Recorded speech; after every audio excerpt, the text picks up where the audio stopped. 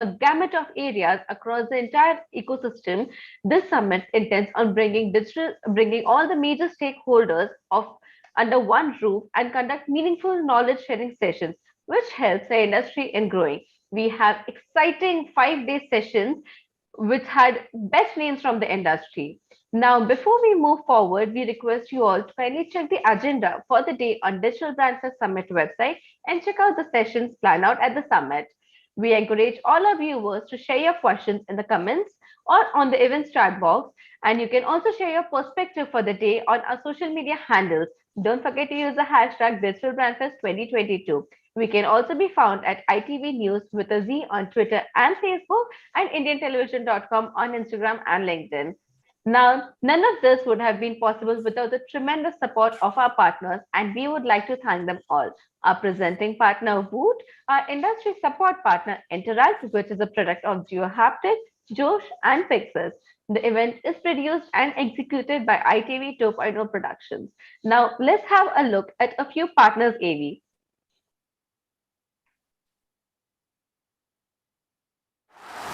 एक तरफ तस्वीर, एक तरफ तकदीर और बीच में आपका नाचीज का piece Ranveer. Tiger is back.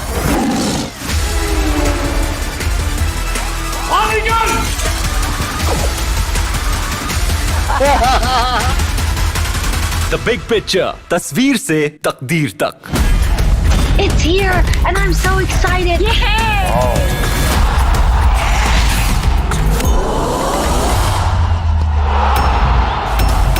मेरे साथ बिग बॉस ओटीटी के मजे लूट। तेरे मेरा कुछ चक्कर चलेगा क्या? क्या कर रही है तू मेरा? साइको यार।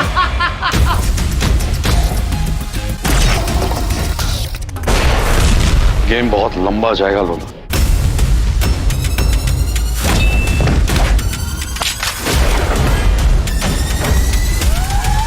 Oh God, I'm so confused.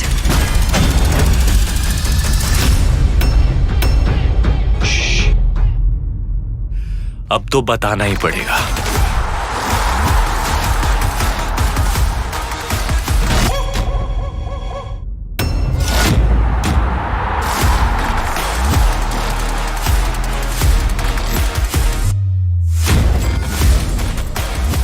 Where y'all up this Valentine?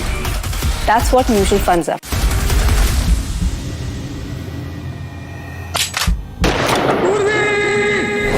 Sahil is dead. सुना तुमने? साहिल is dead. यहाँ पर ओरिजिनलिटी भी है और करोड़ों दिलों का एंटरटेनमेंट भी है।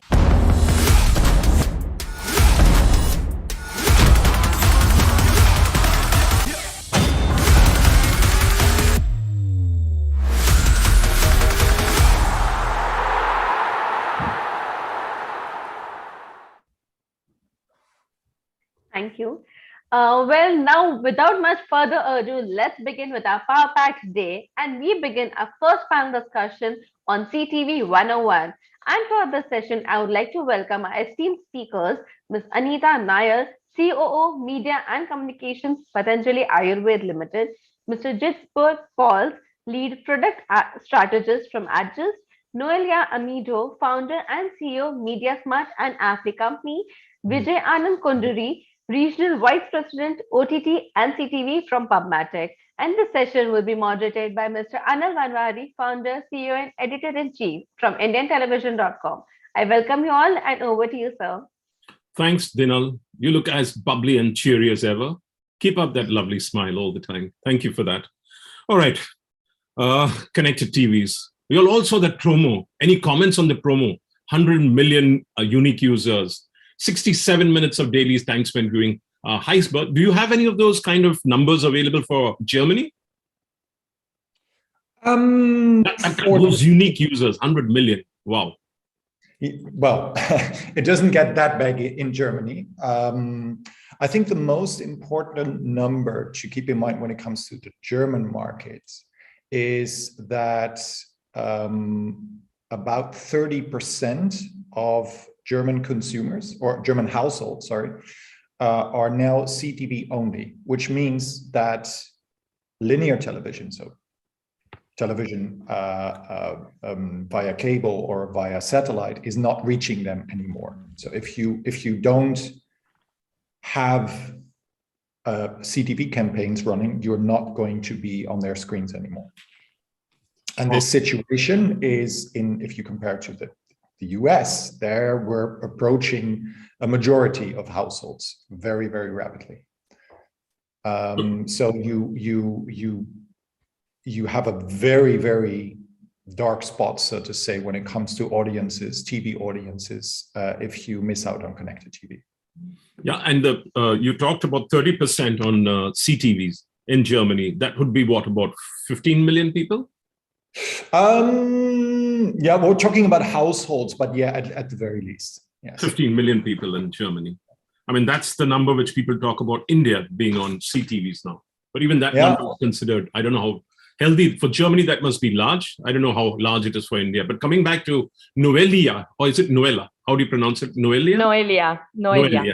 Fantastic. So Noelia, do those numbers that Woot threw up right now excite you too? Spain would be how many? What would the numbers be? Yeah, of course. But honestly, I don't know the numbers of Spain in my head. So, but I think the trend that Gisbert mentioned, I think the US is clearly the most mature market, but we see similar trends in Europe. The UK, I guess, would be the one that is closest to the US, but we definitely do see that trend of people accessing TV only through connected TV and so cord cutting is very not the traditional way. Yes. Yeah, cord cutting is very much on, and cord nevers also very much on.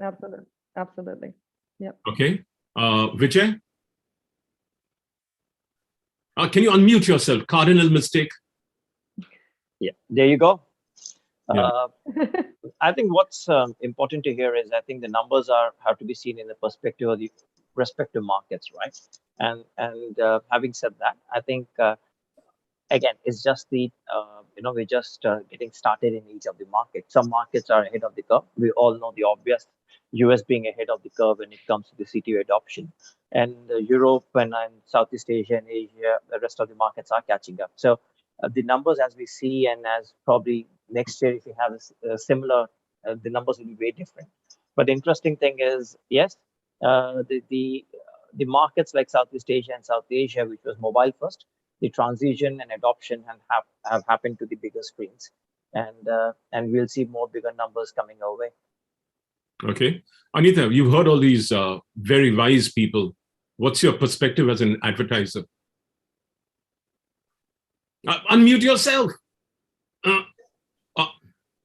Or activate your. Are you logging in through the phone? Then activate the audio through Wi-Fi.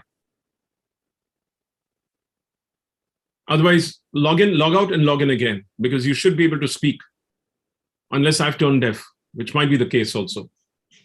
No, I think we can't hear her either. You can't hear. Okay, so I'm not deaf. No. Yeah, because I might turn temporarily deaf. I mean, that's what most of my wives have said. I'm deaf.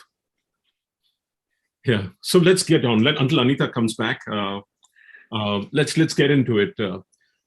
Like Vijay said, India is mainly a connected TV first, is a mobile first market as compared to the and even Southeast Asia is mobile first. And how has the market behaved in the country that you are in terms of connected TVs? Who wants to pop up and speak about it? Gisbert, you want to? And then Anita, can you check your audio if it's working? No, you haven't. Bloody hell.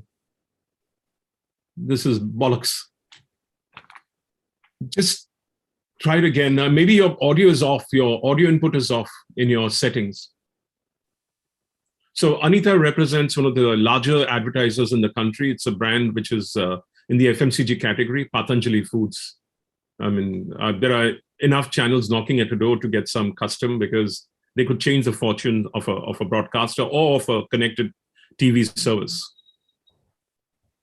I thought, yeah, you can. Shall I start answering your question? Yeah, please. So I think the markets I researched the most were both the US and European markets so far. And there I can say, so in the US, you should never forget there's a major financial incentive to switch to connected TV because of all the cable companies there, which are very expensive, and you get a lot of content you're not going to consume. If you switch to CTV, you have much more consumer choice, and you can save a lot of money. So there's a huge incentive. This incentive is much less strong in Europe, where public television is still very big, and you don't have these cable subscriptions so strongly as in the US. Many have tried in the past. In Europe, they all failed. This incentive is less strong, and Europe has traditionally. You'll have to switch off one, Anita. You'll have to switch off one of them. The computer connection, switch it off, and log in from your handphone. So this is Zoom's screw-ups. Yeah. Yeah. Well, we all have to live with them. And the European market development is slower, but nevertheless, we also see cord cutting is a very big phenomenon there. From what I've seen in Southeast Asia and India, also in countries like Nigeria and South America, there you like with mobile, you jump over a couple of phases. People start from not having a television to a CTV. And this is rapidly growing in all markets. Absolutely. So Anita, now can you join in, please? Yeah, can you hear me now? Yeah, we can. Oh, lovely. Dude, that sounds like a nymph's voice. That sounds like an angel's voice. I think my Zoom was just acting up on my PC. So sorry, I'm connecting from my mobile. No, we can hear you. That's amazing. So I missed out on some of the conversation, but just going back to what the previous question was, and a year back when I was at Z5, we were hovering over the fact that CTV is becoming, should be becoming big. And at that point in time, a year and a half back, I think we were talking about some 5 to 6 million users on, CTV. And I was just reading an article somewhere which says that over the last 1 year, from 5 million, which we were talking about, it moved to 35. And I think we're in the range of about 70 million now. CTV, wow. Yeah, so that's what the report says. In 1 year, it's doubled. No. If from 5.5, 6 million to 70 would be a jump of about 10 times. Yeah, but that was about 2 years back. So 35 million was a year back. So 35 million to 70 million in 1 year is about 100% jump. So I think it, from an opportunity perspective, I don't know, I've missed out on the question, Anil. So I'm just giving you a little perspective on the Indian CTV market that I'm aware of. So I think what's happening is that there is a lot of family viewing time also is coming back. And, given the COVID situation the last 2 years, given everybody was operating from home, I think family viewing the instances increased when you were sitting around together and watching TV. And that was where the need to jump to see TV from your devices in your hand really came up. Mm-hmm. And, the other thing is that smart TVs, the pricing of smart TVs in the country is really gone down. And affordability of smart TVs increased. In fact, the Q2 increase in smart TV is 65% growth in revenues. So, which means that people are getting on there. And also, if you look at the smart TV manufacturers, whether it's an LG, whether it's a Samsung, whether it's a Sony, everybody is coming now with integrated internet connections, and even the OTT and the apps are integrated on the television itself. So I think I think experience of viewing anything on a larger screen vis-a-vis the little one in my hand, I think is much enriching, and that's why we log in on Zoom calls through our PCs and not so much through mobiles, unless it is a situation like where I am in today, right now. But I think it's growing. I think the experience is amazing. And I also think that, the more the TV manufacturers are coming up with the integration of, the apps and the OTTs and various other things, is just making things and life in terms of viewing content easier for the audiences.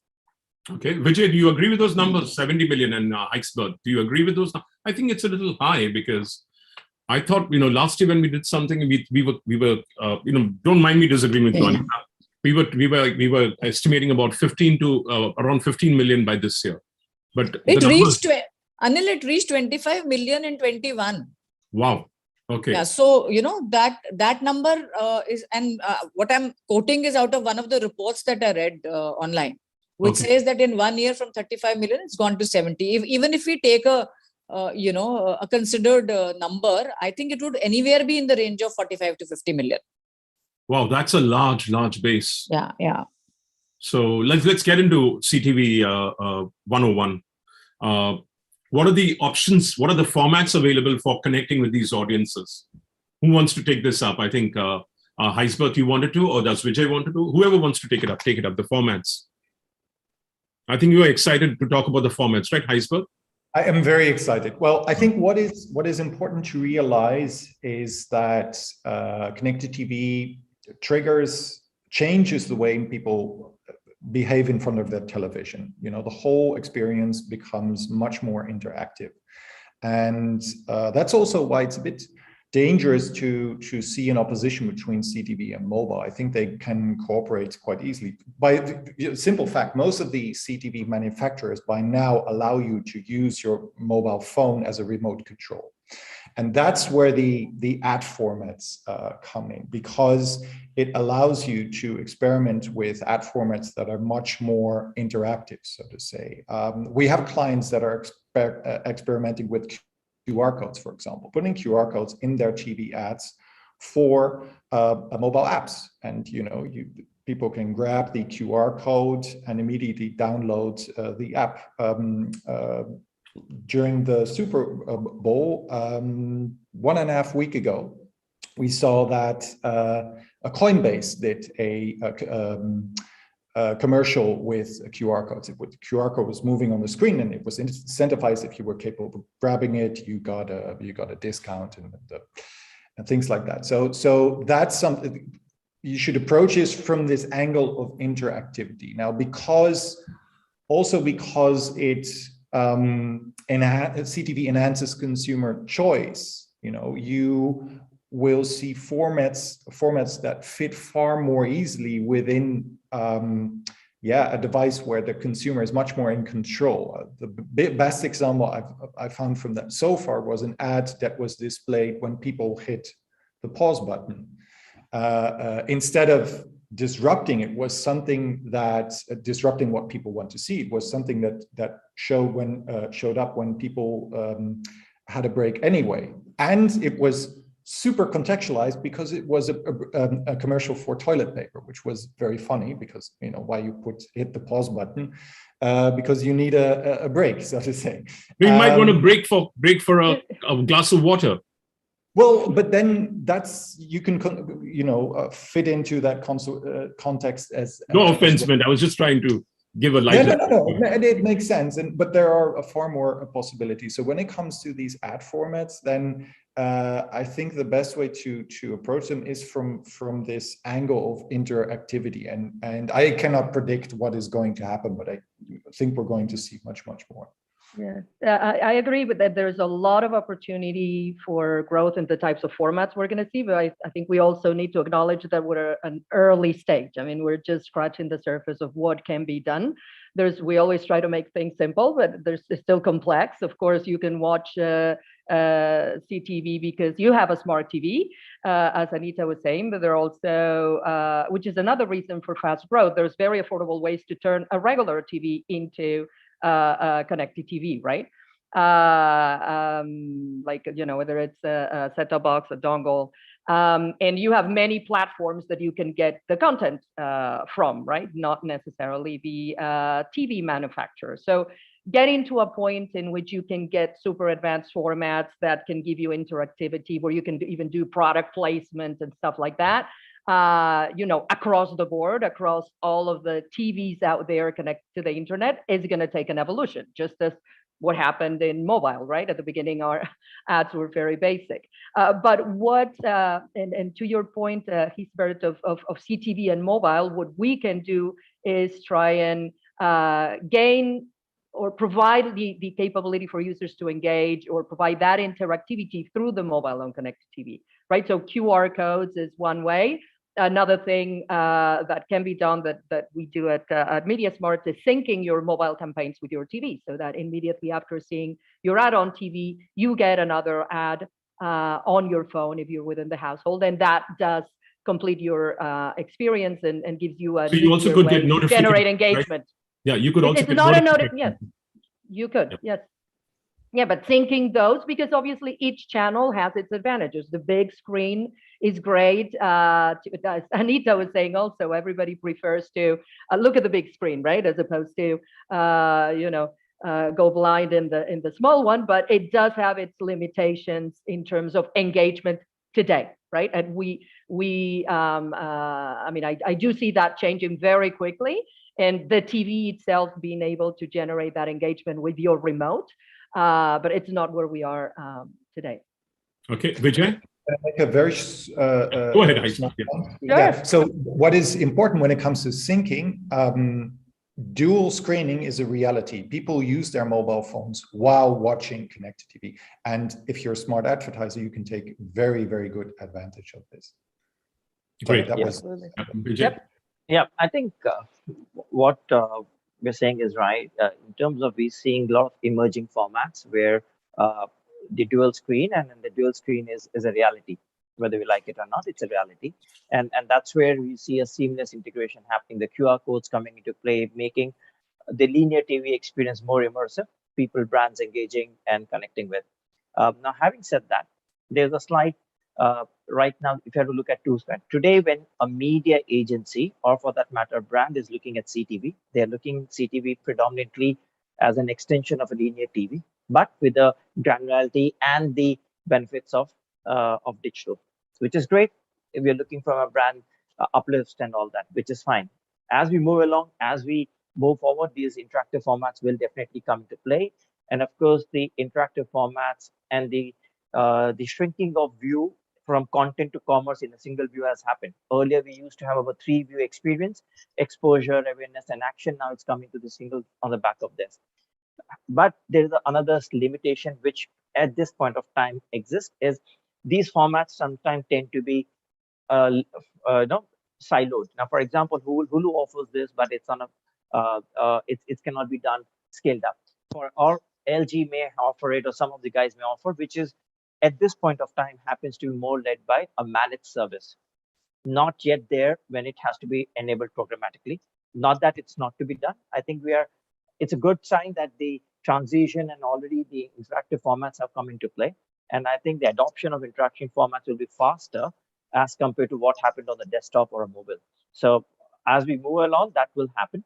But yes, we are early stages, and it can unlock. Another interesting would be the unified IDs. Now, currently, if you look at the ecosystems, you have the manufacturers like Samsung, and they have phones. You have Xiaomi's, and they have phones, right? They could right now they not necessarily be able to do that unified ID, but as we move forward, as unified ID and ID solutions comes into play, all these things can unlock a whole lot of things what we probably just not able to envisage at this point of time. So they're here to stay. Great. Anita, you want to talk about the format, since you just very recently you were in Z5 and now you're handling a massive brand in India? I kind of tend to agree with all three. So my, views are not any different. The only thing is that, at the moment, and I'll talk about India, we are in a very nascent stage to really figure out as to how seamlessly, it can be integrated and how seamlessly the interactivity can happen. Because it's all about immersive viewing, right? Now, whether the mobile and the CTV is connected or not, whether we can use QR codes, whether we can, do it for gaming, for example, it's quite a, interesting thing to be using it for big screens for gaming, rather than doing it through your 2 thumbs on your phone, for example. So I think that we are in the nascent stage, and like Vijay rightfully said, I think the speed with which we will improvise will be far lesser than the speed with which, for example, we graduated to OTTs. So I think I kind of agree with. Let's talk about more formats. We are stuck with pre-rolls, mid-rolls, post-rolls. We are stuck with those. I mean, until then, what? We go with those, or we have a branded content coming in, or do we have brand placement coming in OTT and in CTVs? Well, how do we proceed from here until we get that seamless integration? So I think sorry, go on. Anita, you go ahead. You will have a better perspective coming from a brand, and then I can add my 2 cents to it. No, I'm also struggling, honestly, if you ask me. But the options available right now are very few, though the opportunity is large, to my mind. And what one is really seeking is, because there is so much of viewership on the OTTs, and with Prime Video and Netflix not offering you any advertising opportunities, I think the route that everybody is also taking is through branded content. And branded content is nothing new. We've done it all our lives, from the last 2 decades or so, when brands became seamlessly integrated into the storyline of content, or being used wherever they make sense. So branded content is one way, but my only concern with branded content is that unless you've got the synergies right, audiences can see through it. If you're putting a brand on the table, audiences can see through it, and then that doesn't become very interesting viewing or interesting the way brand is depicting itself to the audiences. So you have to really plan brand placements, or seamlessly integrating your brand into some content pieces much in advance. So the lead time is a little higher. And in today's day and age, with the way the digital is progressing, where is the lead time? So those are a few areas of concern. The other complication is that even the TV brands are themselves starting to port content on startup. And they're also delivering their own ads on when you start up the landing pages, etc. Yeah. So go ahead now. I mean, Vijay, you wanted to speak? Yeah. So I think what Anil said and what you alluded to, Anil, if you look at even today, when you look at there is a clear intent of OTT first approach in terms from the BVOD players or broadcasters. They want to be on OTT and then probably have it on the broadcast channel. Other thing, it's a certain, maybe you just probably change the nomenclature, but what is called the OTT originals, right? It's another way of a branded content. But interestingly, as Anita called it, unless and until it's seamlessly integrated, the brands can see, the consumers like you and me can see through it, and it can be a counterproductive. Now that's where the opportunity lies, yes. But then there is another thing, is it's also the lead times, and also still on a managed service environment. It's are you able to offer that in a programmatic way, which is where you want to have a scalable thing come into play? Not yet, because of the lead times and things. So there are brands, and there are the content OTT players who are offering these formats. Or there's another way is, hey, you do a contextual genre-based adoption of it. Correct. So you start doing associations. I'm just making that for the sake. Any particular FMCG brand launches a new shampoo with ingredients sourced from some Korea or Japan, they may start playing around the Korean content. We've seen that in the part of the world, and that happens. That's another way of this. Another thing which is going to come while we're doing the formats and all this, which is good. The other integral part is, how do we start doing the content object? Because where you have the in CTV, the ACR data, in OTT, you have to have a content object targeting to start enriching how it's just not about putting a format or just putting an ad out there. No matter how interactive it is and how engaging it is, you also need to be bringing in the insights and showing it to the audiences, which makes sense. So the long and short of the answer, the various OTT players are already experimenting with various opportunities to engaging with the brand. How seamlessly and how we can scale it is the question. Because if it just stays as a managed service, then you're not necessarily unlocking the whole potential there. Okay. Iceberg and Noelia, whoever wants I would say I totally agree. And being a bit old and having been in the mobile space forever, I can't help but see the same evolution that we followed in mobile now on CTV. It's just, and there's always that balance between reach and how great your ad is, right? And as long as the market is is fragmented and there are no standards. You know, you can have, you know, the greatest interactive format, but it's only enabled by this particular platform or by this particular publisher. And if you want to reach scale, you have to go with a minimum common denominator, right? And that I'm confident that evolution is going to happen much faster than it happened in mobile, but it's an evolution we have to go through, right? Again, so if we want to reach scale, which is what I was talking about. But the scale she talked about, earlier, 70 million in India, that's large. No, but those are viewers, right? But then is how your platform is ready to support the formats, because we're talking about the formats, right? You're ready to serve the content, but is your platform ready to serve an ad that allows the user to engage in the actual TV, right? And that is what takes time, because there is a lot of technology involved also, and again, getting to standards.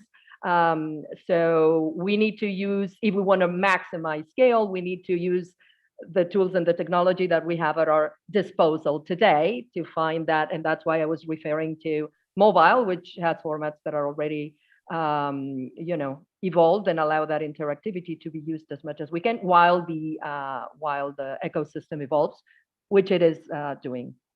Okay. So, Heisberg? Well, I mean, not much to add to what but I can echo what was said previously about the organizational challenges, because you made a very good point there about marketing departments being separated in TV and digital, and CTV is breaking that up. And it's very funny, because when I talk to companies, it's sometimes they're a bit confused. Oh, should he talk to TV or should he talk to digital? And then I try to get everybody in the room, and particularly if you want to deliver on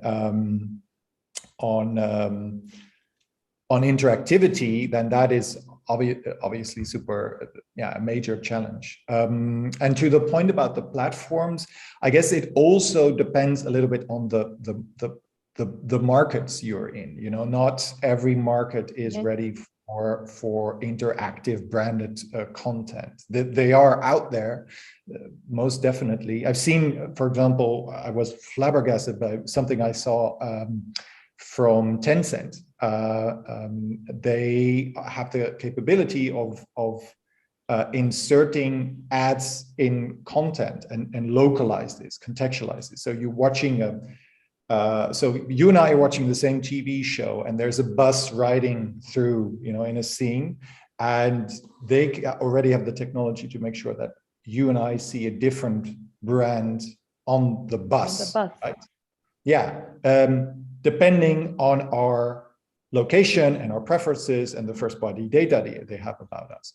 And they can do that, you know, when you see a scene in a restaurant, they can put a leaflet on the table and it has a different brand too. They can change the posters, and they can do this. I mean, they can do this in real time. It's super impressive. But I think not every market is ready for that, so to say. Okay, not every market, that's understood. They're not ready for interactivity. So in the absence of all of interactivity and standards and, you know, so what are the best practices one has to bear in mind while resorting to connected TV advertising?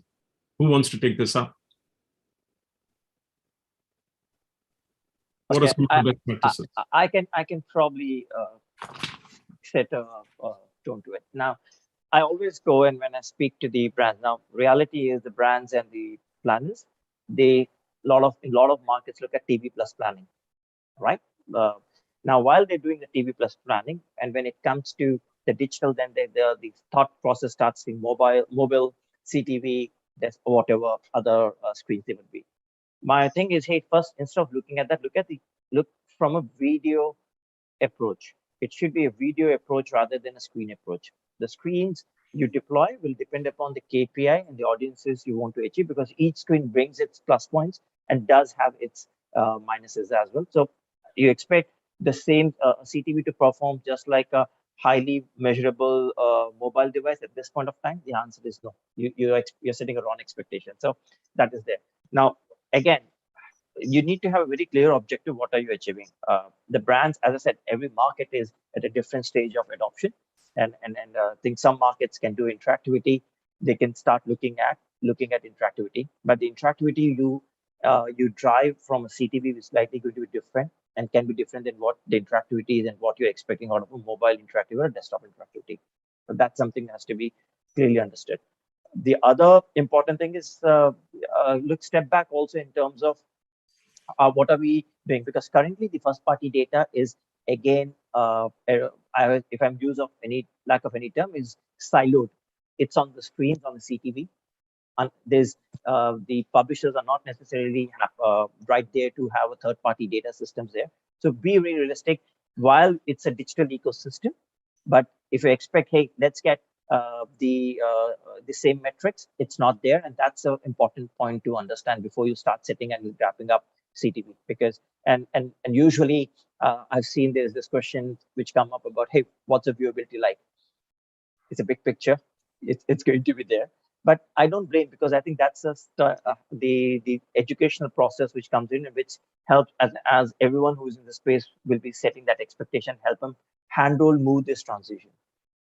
Okay, great. Anyone else wants to step in? I'll get on to the one is practices of planning, and the other could be also on the creative side of the advertisement. So we'll continue with the media concerns that we have. Yeah, I just wanted to build up on what Vijay said, which I totally agree with. I think silos are a problem as an advertiser. You know, you need to look at your target audience, and that target audience will be exposed to many screens, right? I mean, it's not, they interact with their laptop, they interact with their tablet and phone, and they interact with their TV. So you need to think about your goal to target that audience and think about their journey and then decide, right? But thinking about what do I do on CTV versus what do I do on the phone separately versus, I think it becomes a problem, because you sort of, I mean, put yourself a bunch of barriers to achieve that goal, right? So I think that would be my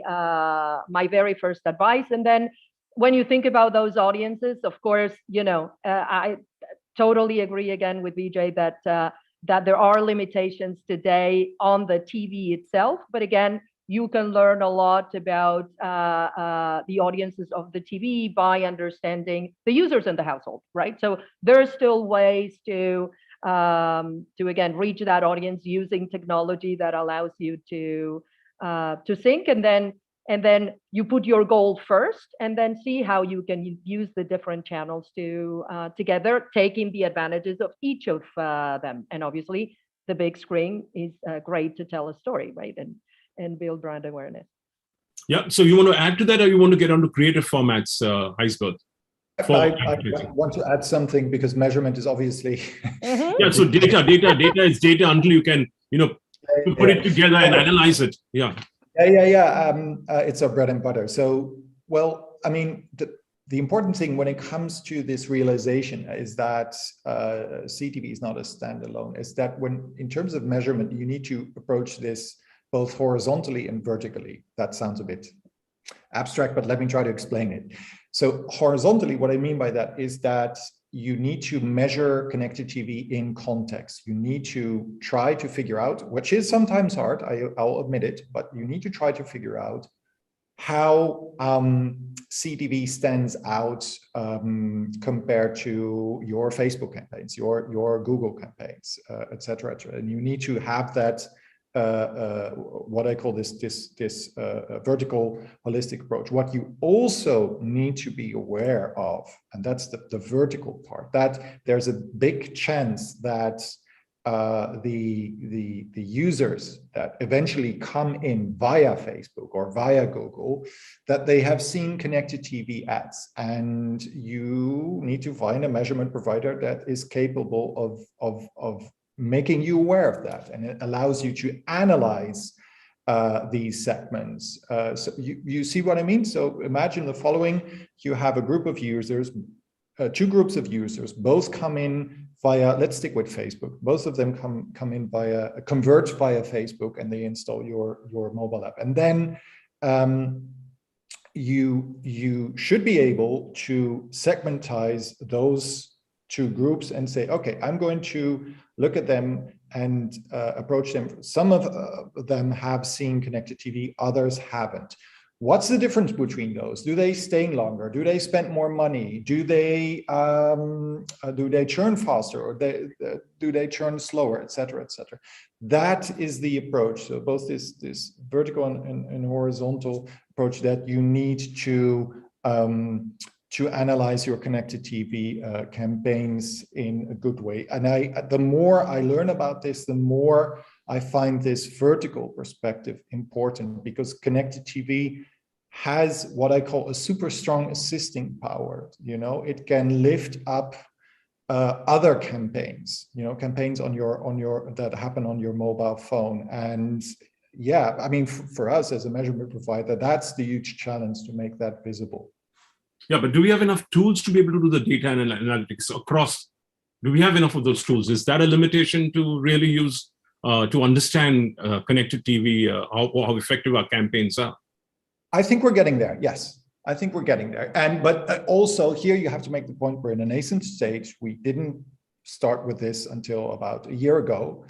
There are limitations, and yeah, here it also depends on the market you're in and the platform you're working with. But I think we're getting there. Yes. Okay. So creative formats, and secondly, is CTV advertising for all categories of products, or this is 101, so we've got to cover that also. Is it for all categories of products, or is it limited to some categories which work better? Is it good for e-com, or is it good for who wants to step up? Anita, you want to step up on formats, creative formats? Whether it should be a static JPEG, it should be a meme, even on delivered via OTT, or should it be a 3-second ad, or should it be a 7-second ad? Have you got any understanding on that on CTVs?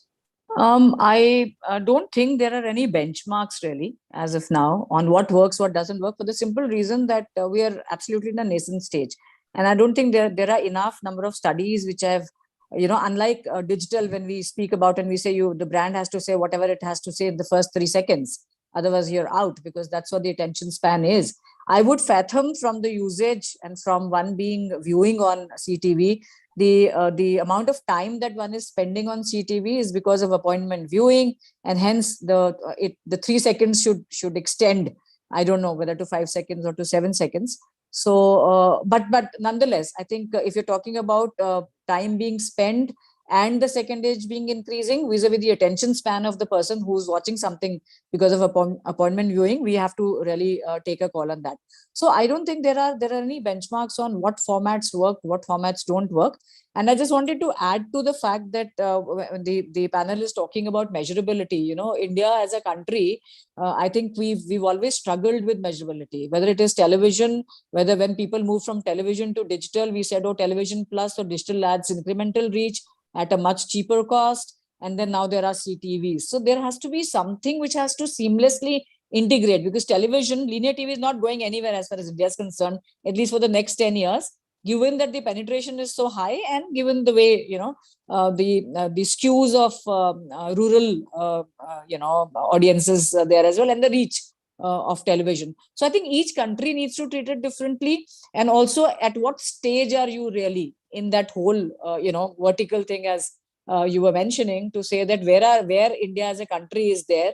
And if you are there, then what is it that you need to advertise? Which brands, for example, find synergies with CTV? So to my mind, the brands who would really find synergies with linear television is the one which should logically find, connection with them. But all said and done, I think measurability is a big issue, because we don't have bases. There are no common bases in the first place. So I don't know what digital adds to television. I don't know what CTV will add to mobile. I don't know what mobile adds to television. So the whole matrix needs to be really worked. And but how can you work that? Because the monitoring agencies are separate. They're not That's one. what I'm saying. Yeah. That's exactly what I'm saying. That neither the bases are common nor the monitoring agencies are the same. So it becomes very difficult.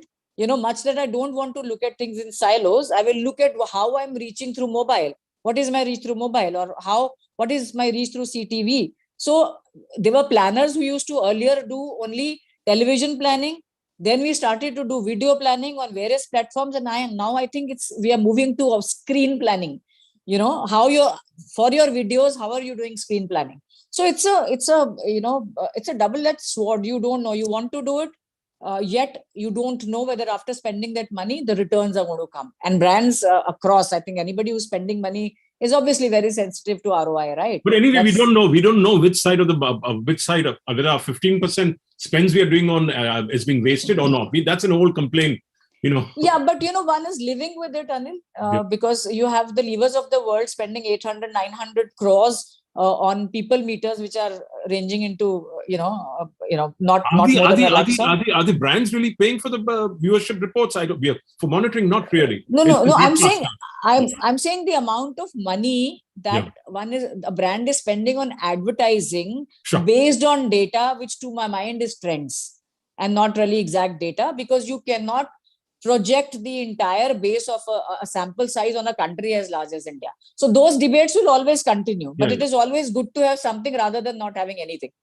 So that's where the concerns are really, and it's a little. So anyone else who's got more understanding of the categories, the duration, then Anita aired a problem that she faces, that everything's in silos, so they can't but plan in silos. I would just say about the categories that, as an advertiser, CTV is for anyone that is, first of all, that, as Anita was saying, is already advertising on linear TV. You can only gain from CTV. But what we see at least is the brands that are more, proactive to CTV advertising today are the more digital brands. I mean, the ones that were born digital, right, as opposed to the old brick and mortar. And I think that has to do with again, they may have less silos. They may be used to working on digital, and not so much in other channels. And then, of course, the brands whose content or services are consumed on a CTV are a clear fit, right? I mean, if you're an OTT yourself, you can advertise to, promote your app on CTV. And of course, OTT were the first ones. Now there is, apps that, either education or health and fitness. So if you're delivering your content through an app on CTV, you're a clear fit as an advertiser as well. What about duration? For everybody, there's just different stages of adoption. What about durations? Is it 3 seconds? Is it JPEGs? Is it GIFs? Is it animated GIFs? Or is it proper video? Or does it have to be 3, 5, 7, 10? Yeah, right. What we see is video, but I don't know. I don't think I can talk about trends. As Anita said, I think it's early. I don't know if I would defer to Vijay or Isbert. I think I'll. Do you have any more info? Yeah, I can probably chime in here a bit. The first, what Anita said, right? When the transition happened from the TV to adoption of digital, especially the CPG guys were the first movers. The GRPs, which is a lot of the common denominator use, was tried to apply to digital. And early days, we had IGRPs being worked out. I recall working with one of the FMCGs and trying to help the brand managers understand what could be a similar metrics and try and create an IGRP. Now, of course, it has evolved. We know with the on-target percentages and all coming into play, we have reached, they cracked it out. However, when the transition is coming into another screen, which is linear, which is on the extension of linear, but in a digital space and still evolving, what really comes into play is, I think, the KPI will come into play in the beginning. Now, you can't expect a sim KPI, what you're expecting out of a mobile campaign to come out of a CTV. And the reason I say that, for example, if you're doing a cost per install campaign, or not necessarily cost per, but a basket sale through for e-commerce, to expect that kind of a same on CTV may not be, at this point of time, could be premature because of the scale and other factors. The another interesting thing could be the formats, what Anil was saying, what are working. Now, in-stream is there, but what you see when you're working with the OEM manufacturers, right, some of the smart TVs, and whether it's Xiaomi's of the world, TCLs, LGs, or Samsungs, they all have started utilizing the home screen inventory, the home launcher. That's also becoming a very absolutely. That's what I said. The landing page. Right? The landing page, the home launchers is essentially one of, if I had to say the good old days terminology, the gateway pages to the website, right? That's becoming, and I recall working with a hospitality client trying to do it. yes, what they were expecting out of that is different. I have seen definitely working for the entertainment or OTT players, because it becomes your click away from installing. You want to be on that screen. So certain categories lean completely seamlessly to that screen, but for other categories, probably it could be part of an overarching strategy. But probably the what you're expecting has to be more realistic or fine tuned. So that's where I think we would say. And in terms of the length, right? It could be 50. Well, the people say it could be 15 and 30. But if you look at in the CTV, it's the act pods which get created.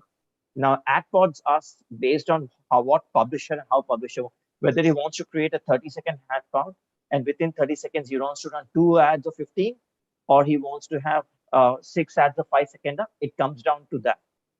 But it's come down to publisher that what is the kind of thing. But then the advertiser to then create that 5-seconder. If you're today saying, if you look at it, advertiser in any case creating a host of creative suits with a uniform thing. You are creating a 6-seconder. You are creating a 10, you're 15, 30. That's already been created, right? It's a question of what creative they want to use for that particular screen. And so you're leaving it to the publisher rather than to the brand. In certain cases, the brand has more weight, where the brand is anyway. Usually 15 and 30, up to 30 works, right? But then there are cases, I know some OTT players who ran 1-minute video non-skip. Okay. Well, and publisher would love to take it, but honestly, that's a user dissonance, because the time I start putting my take off my hat, and I'm a consumer, we all know even a 5-second ads can sometimes be, you want to skip that. That's human tendency, right? So if you're forcing through someone 1 minute, you may have a forced completion rate, but trust me, as a user, you're losing that consumer. As a brand, you're losing that consumer. So it's about the marrying how you want to do. There's certain formats which probably do better in a certain screens, and that's something has to be taken into account. Just because it's available and you can't skip it unless until you don't start forcing it. Okay, so we are running out of time. So I'd like you all to mention the challenges and the opportunities quickly in about 3 sentences or 4 sentences. Then we'll each of you will wrap up. Well, let me kick off then. I think what stood out in through the whole of the discussion is that we're in a nascent stage. The point I'd like to make is that yes, that's very true, but think about all the opportunities that brings. Stepping in right now means that you can make mistakes, that you can experiment, that you can try things, and that also, and that's a very important thing, that you can shape the ecosystem, right?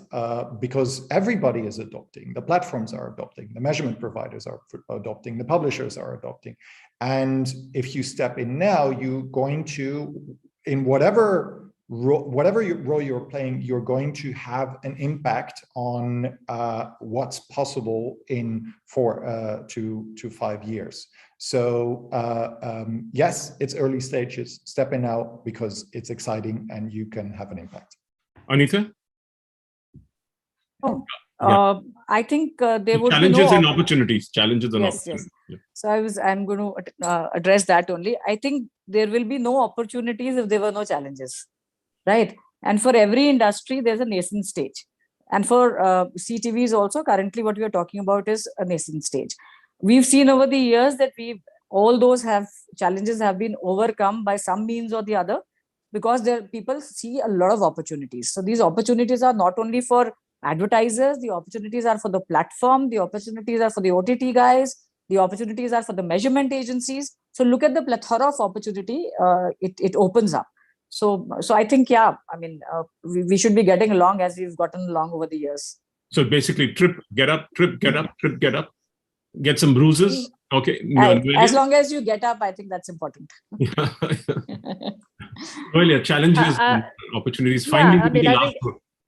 Yeah, again, the opportunity is clearly not just opportunities. We all know. No. I'm going to go to the challenge, but I'm saying that there's nothing stopping consumer trends, and advertisers always follow eyeballs, right? So there's the opportunity is clear.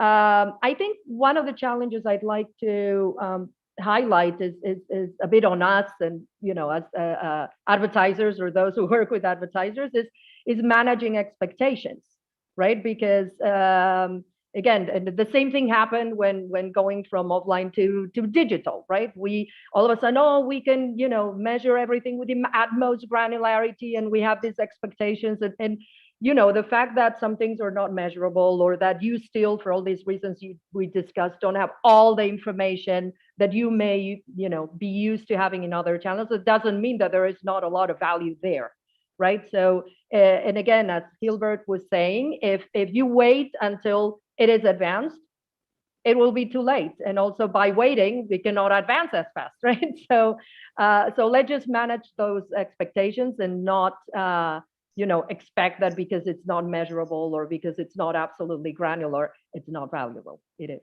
right? Okay. Yeah, Vijay? Yeah, I think everyone, I echo with what has been said, and I call it out again. I think one of the biggest challenges at this point of time is the infrastructure or the ecosystem.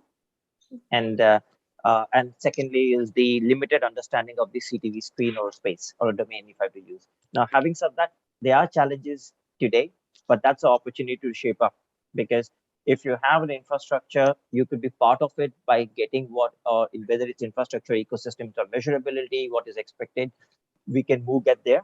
And if the limited understanding also means that you can set the right expectations and help that, so evangelize that. So to what you called out, Anil, it's do you trip and get up? Absolutely, test and learn is the best forward, because that's how you kind of get the magic formula down the line. Okay. Now, this is the last round from you all. 3 best practices that a brand, an agency, a platform, as well as anyone else in the intermediary should bear in mind. The best practices they should bear in mind. 3 best practices for advertisers from Noelia, and then moving on to your for platform, agency.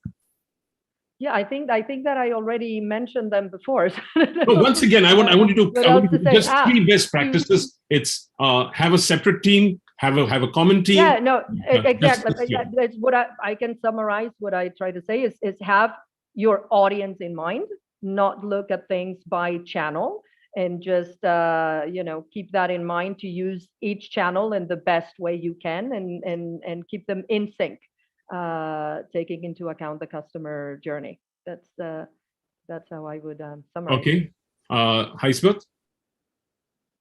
Oh, you're muted. Mute.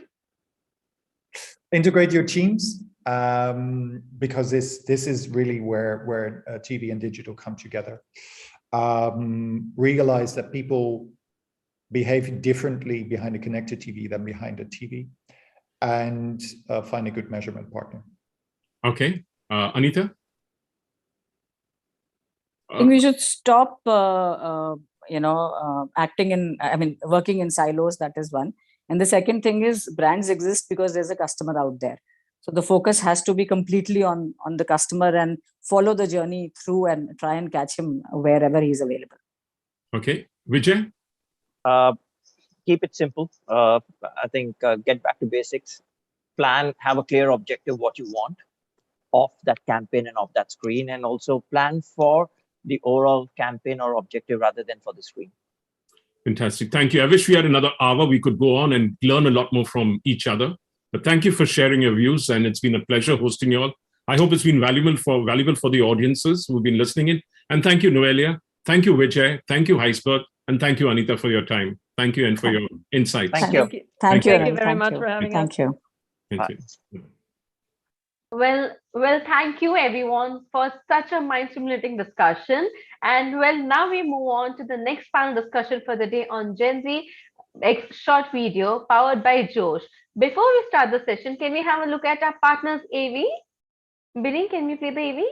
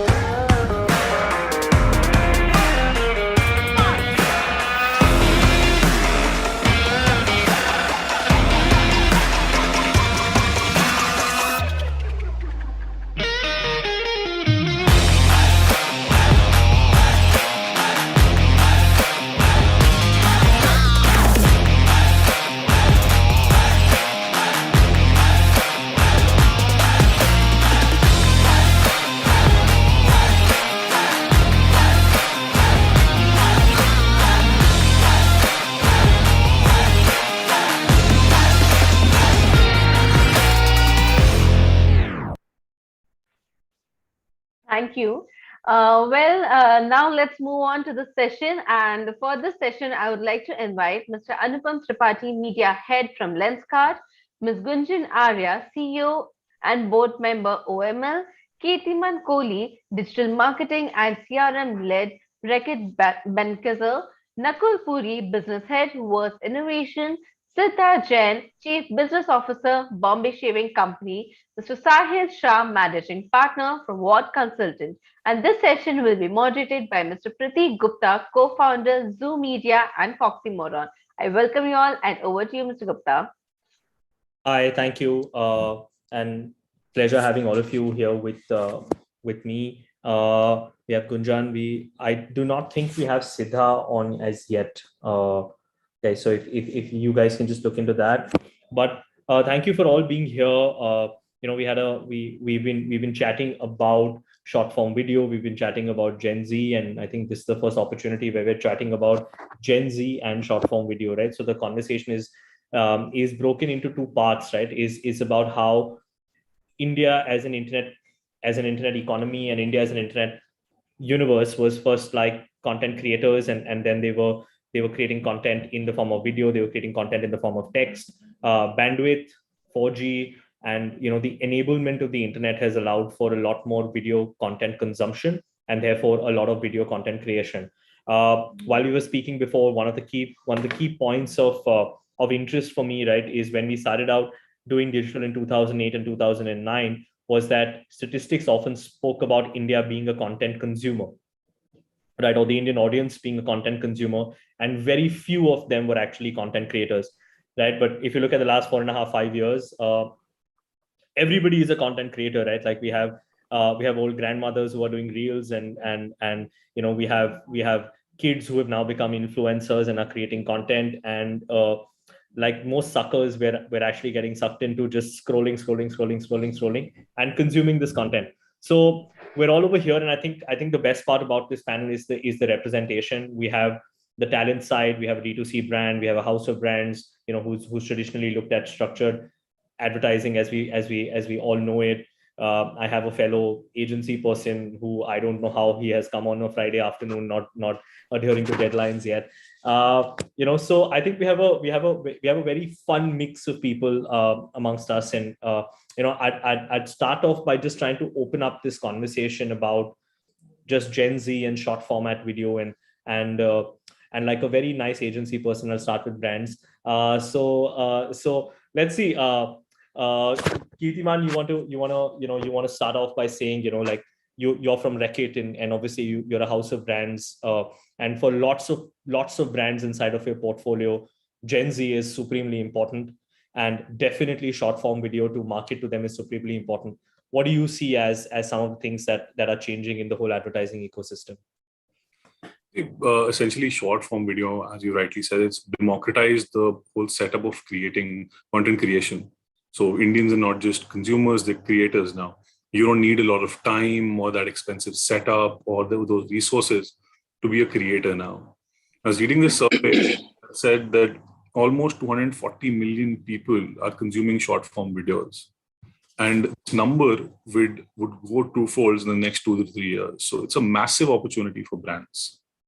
And for consumers as well, it's a great time because they've got so many, and they're not just stuck to one particular platform. They've got a host of platforms where they can consume and create content together. And before I jump into the others, Sahil, for us, right? Whenever we would be creating plans for brands, Sahil, are you frozen? No, I'm here. Can you? All right. Yeah. No, I said when as agency folk, right, we were much happier creating content decks and content plans when we had 3 or 4 platforms, right? But today, and I recently for our next year strategy was trying to put all the platforms that we had together. It came to me in the form of an Excel sheet, right? And when it came to me in the form of an Excel sheet, I was really scared, right? I was like, dude, some of these names I've not even heard of, but there are millions of people who are over here. And obviously, right, wherever the consumer is, the advertiser is, and wherever the advertiser is, there is a shit ton of growth and money. How is it for you as an agency guy, man? Like, I'm struggling making strategies for each of these platforms, but what do you think has changed? What do you think has changed from the consumer's point of view? What do you think has changed from the content consumption point of view? And how are you looking at using it across all the brands that you have? I think from an agency point of view, the one thing that is just that before 2018, 2019, all agency folks own 5% of India.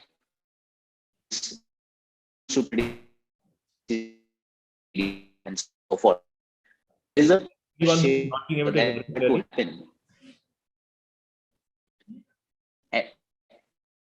Is my network okay or? No, we're not able to hear you clearly. So I'll come back to you. Okay, let me just come back. I'll come back to you. But Gunjan, I'll come to you, right? Like, talent is no longer just a celebrity. Talent is no longer just a A-grade influencer. I don't even know how I can bucket or nano, micro, macro, and the 15 other things that we have created as people in this industry. But talent is everywhere, right? Like, you saw that guy who made that Kacha Badam video, which ruined my Instagram feed for 21 clear days. But yeah, but we're but we're finding talent in so many different places, right? Content is transforming lives. How do you see the short form video, and what is it that from a talent point of view you guys are doing at OML to just to enable this to work for the larger brand ecosystem? Sure, I think Pratik, that's a great question, because I feel like now talent is seen beyond just, hey, this is the face that my audiences look up to. I think talent on social media today is a combination of three things. They've become the media vehicle because they have inherent audiences built into their fan following. They are the creative directors, because eventually when a brand lets them sort of drive the bus in terms of how they communicate with their audiences, you get a more organic outcome and therefore higher reach, and we've all seen these. And finally, of course, they are ambassadors, because we all know the correlation between audiences being able to relate with what they're saying. Like, for example, I've seen Tanmay's bathroom in videos, not in his house. That's all of us, right? So when he says, hey, trust a product from Bombay Shaving Company, you're more likely to listen to that as opposed to a celebrity who just feels so out of reach that you only see them on the red carpet. And I think a lot of celebrities are adapting to this as well. They realize that now you sort of need to peel off that layer and become more approachable, and you're really living in the public eye. But I think coming to what brands make of this, I think, and obviously, Siddha, you've seen this, Anupam, you've seen this, but I think given the fact that influencer marketing allows full funnel marketing options now, all brands today are D2C brands. You don't have a choice but to behave like a D2C brand. Sorry, Nakul, we've not had a chance to work together at Josh, but we just did, we managed the entire YouTube Shorts campaign around Badshah when he launched Jugnu and the Hook Up Step Challenge. And Pratik, what you mentioned about Kacha Badam taking over, unfortunately, we were responsible for the one that happened just before, And that is the power of short form content. And I think power of some of the platforms, including Josh, that are allowing people to create content so easily that just being able to riff off a music track, being able to remix something that already exists, being able to add your own touch, the burden and the onus of coming up with something original from scratch, etc., is almost disappeared. And I think that's also fueling so much of what we see around us. And I think, and while Sahil is away, right, like I'll don the hat of a person who runs multiple agencies inside of this ecosystem. I think there are challenges that we're facing on the agency side, and there are challenges that we're facing with brands, right? A lot of the people who are sitting at the top of brands today have come from very structured advertising. right? They've come from very structured, I want a director to be of a certain grade.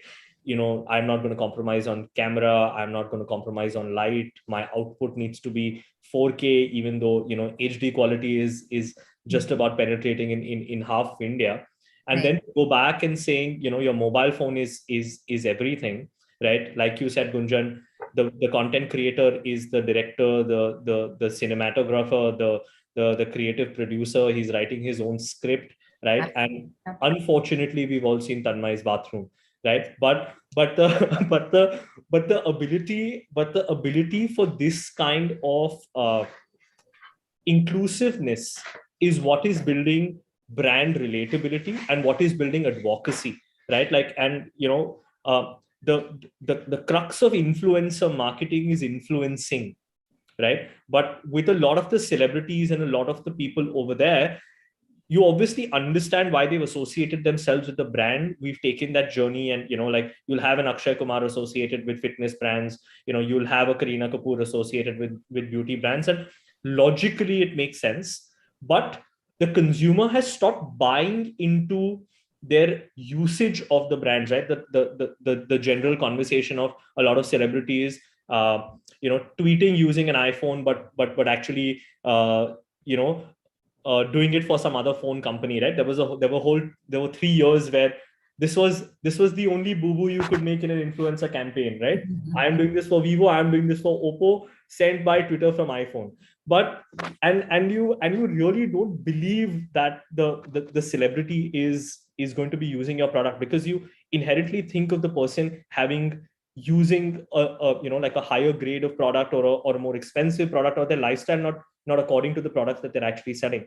But with the short format, with the fact that you have the ability to know what's a part of their life, that barrier is breaking, right? And the fact that you're seeing it in their natural surrounding. If I saw, like a toothpaste in the bathroom of Tanmay Bhatt put in that place, and he's not talking about it, I know for hell he uses that toothpaste, right? Or at least it's a lot better of a branded content than Colgate being written right at the bottom. So, so I think it's a very interesting time where both brands and agencies are trying to adjust, right? We're trying to wonder what the hell is happening to our production budgets, and they're trying to wonder what's happening to the big directors that they usually speak to. And that adjustment is the fun part of the conversation. Just to move forward, what I'll do is I'll take Nakul's point of view on this, because he's running the platform where most of this brand is being created, and then I'll go to Siddha, because she's running a brand where she's happiest working with people who are creating content for her and not really spending crores of rupees going to a big celebrity yet. Siddha, she's looking at me saying, who says I'm not going after a big celebrity? But please, Nakul, start with you. Thanks, Prateek. In fact, I think everybody, Gunjan herself, has summed it really well, and you've been talking about it. I think let's go from the time when actually the access to internet actually exponentially grew, right, in India. Likes of Jio bringing in cheap data, in India. What we have seen in Josh particularly is that from the content access now is not only in tier 1, but likes of tier 2 and tier 3, users are coming to the forefront, right, in terms of creator ecosystem or consuming content in the smaller markets, right? So if you look at what kind of audience it is, it's basically very on the move, short on time. That's the kind of user that we have at this point of time, and their preferences are to consume snackable content, quick on the move kind of approach that they have, right? So if you look at Josh, obviously when TikTok got banned and there was a lot of homegrown apps that took the space, right? If you look at that time, 2020 to now, you would see that we actually surpassed that that audience base that TikTok had. We all short form video apps in total would have over about 240 million monthly active users, right? Out of that, about 168 million monthly active users are on Josh, right? With about 17 million users coming on a daily basis, right? So this change has come, progressively from the tier 2 and the tier 3 markets. If you look at the content consumption itself, right, 65% of these users are from and maybe below age group of 25, right? And 65% or more content is being consumed in tier 2 markets, right? And that too, these consumers want to actually consume content in their own local language, right? When we were growing up, right, influencers were celebrities, right? Today, young audience relates to a guy who's become an influencer from their local communities, right? So the localization of content at a local level, it has exponentially grown, right? So I think the future is bright. Obviously, one has to look at how it evolves, right? Like so social commerce, likes of how things would grow in terms of creating a content creator ecosystem, right? These guys are not professionals, right? These are amateurs who actually started creating content and started getting followership. So I think, that's 2-3 points that I wanted to add. Maybe, Siddha would have, something on that as well. No, so Siddha and Anupam, I think both, right? Like from what I want, if you guys could just put some light on the fact that India is, and everybody has a different number to it. In my opinion, India has 13 different countries within itself. I'm not asking for it to be split or anything before I get molded after this. Considering Ukraine and Russia have right now, I have no idea what you're talking about, Nakul. but basically there are so many different cultures and subcultures, and even inside of these regions, what people are doing in cities versus what people are doing in tier 2 and tier 3 cities is very, very different, right? So for both of you, right, one obviously is on a mission to change eyewear for the entire country, and therefore the market is a lot more broader. But for you, Siddha, how do you look at short form video, the content creators aiding your marketing efforts in the context of Bombay Shaving Company? And and Anupam, for you, more importantly, we'll quickly move from one to the other, is what is the strategy between the metro cities and the smaller towns, and are you approaching them completely differently? So Siddha, we'll start with you and then quickly move to you, Anupam. Thank you, and great points, everyone. So I just add on to the points that we've mentioned, right? So Bombay Shaving Company as a whole is within itself also two brands, because there is Bombay Shaving Company, the men's business, and then there's Bombay Shaving Company, the women's business. The women's business is only a year old, but we've started a different social journey, because like you said, right, you can't speak to audiences within like a defined gender. Of course, there's a whole spectrum, but within these spectrums with the same kind of messaging, and we realize that very quickly. So that is one challenge. One is that, right? The other challenge, like you said, is so all of these today, the ecosystem of short form video is a 3-sided network with platforms at the center, but users, creators, and advertisers at each of the end, right? And each interacts with the ecosystem very differently. So from a brand and advertising POV, and to Nakul's point,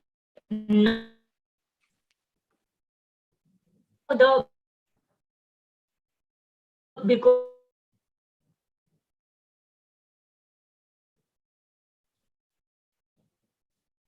is it a disturbance at my end? Or? No. Yeah, I thought it's okay, Anupam, you want to take on? We'll come back to Siddha. I'll pick it up from wherever she left it. Yeah, sure. So cool. Yeah. So before I start, I would say we have already disrupted the eyewear market. But in terms of short format, I think there's a lot of opportunity because for most of the brands which have started in the last 4 or 5 years, even recently, the major market or revenue or consumption that happens are coming from metros. Now, I'm not saying that when you go on to a certain media or a short format video, there's a competition with any other media, be it TV or digital or longer format or whatever. But there's a bigger opportunity because these Gen Zs, they're so sensitive about their image, which brand they relate to, unlike the millennials that were very happy with a label on their shoes, a Nike or Adidas written on their jackets. These people actually consume even social media in a fashion where they look for communities where they feel related to. And hence, with short format video, currently, I can at least count 10 languages where there are multiple influencers, influencing different cohorts of people. And the followers really feel related to them. And that gives the brands an opportunity to actually reach out to the people, telling them, they can be whatever and whoever they choose to be, instead of, putting them in a bottle and, doing the entire brand in one fashion or through one communication. Another good, primary benefits is the cost that you're mentioning, that we need high-end cameras, DOPs, directors for creatives. Now you can actually do a reel which can go viral in just 10,000 rupees. So I really love this space because it's the creator's world. He has now put a value to it also, guys. Exactly. And he's making money for it. And because, as you mentioned, India is 13 countries, if not 13 in larger space of things, it's at least 8. Even if you just take languages like Hindi, English, and 4 southern languages, Marathi, Gujarati, and there are others. So it gives you an opportunity to actually reach out to specific markets as per your priority, as per your objective, as per your brand, as per your reach. Even for me, where stores are so important, because in my category, a lot of people really, we've seen a pattern that people try on the app and then go to the store and see try on the glasses, because they want to feel like you're wearing glasses, that you want to feel the glasses, how it's fitting on your temple, how it's fitting on your nose, everything else. So stores become very important to me. So this space also allows me to put, my resources exactly where I need them to be. So yeah, that was my point. So Sahil and Siddharth, okay, you're back. So please complete your point. We missed you. We missed you. But the 3-pronged strategy of the advertiser, the content creator, and I think that's where you dropped off. Yeah, so the network is 3-pronged, and that's where it's while there are a lot of benefits, there are a lot of complexities as well. So I'll talk about each. One is that each of the platforms, while short form is a consistent, and now all long form platforms will also have one short form end, etc.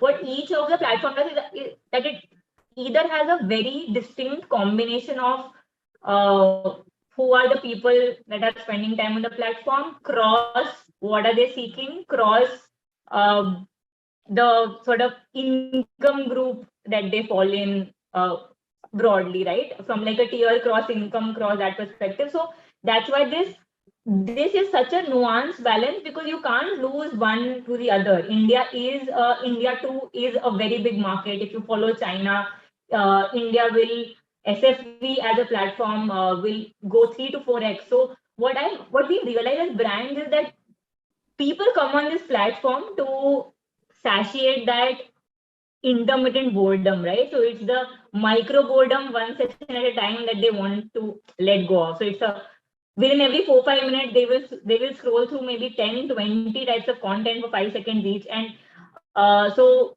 the time spent per visit is like that 4 to 5 minutes. So for a brand to make an impact in that time, while also not in their face being "I'm here to sell you," is a very, very complicated nuance. So I think the one thing that brands need to align is to the aesthetic of the platform.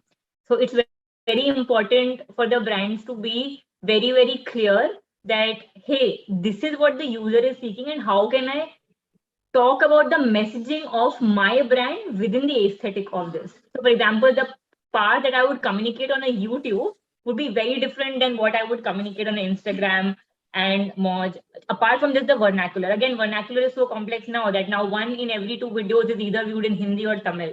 So Right. so the ecosystem is amazing. Like you said, the benefits are threefold. I think one is the ability to reach many more people with distinct targeting and having a very, very data-led approach. That is very amazing.